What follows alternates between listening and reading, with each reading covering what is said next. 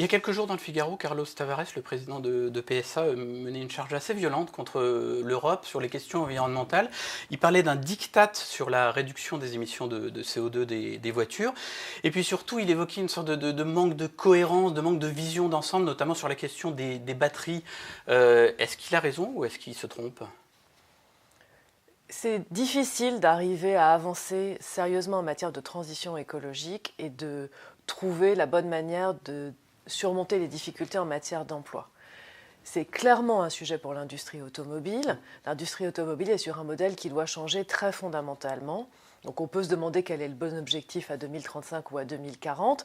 Je pense que c'est de la responsabilité de l'Europe de donner un objectif aux constructeurs européens et de leur dire il faut baisser les émissions de carbone et à moyen long terme, on sortira du véhicule thermique. Après, sur les batteries, on est très en retard en Europe. Ça fait partie des combats industriels que l'Europe a perdus. Je pense que c'est l'une des conséquences d'une politique industrielle, ou de l'absence plutôt d'une politique industrielle européenne.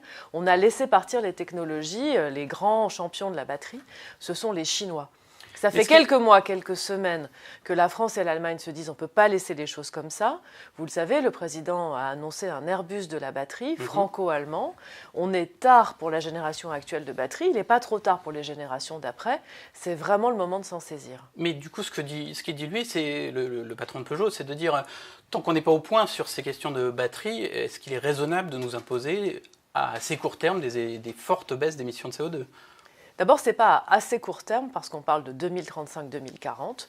Deuxièmement, quand on regarde les rapports du GIEC et de tous les experts, c'est maintenant qu'il faut infléchir la trajectoire carbone. Donc on dit oui, il faut réinventer une ou plusieurs technologies. C'est l'électricité, c'est peut-être aussi l'hydrogène. Une ou plusieurs technologies qui vont permettre de passer un cap.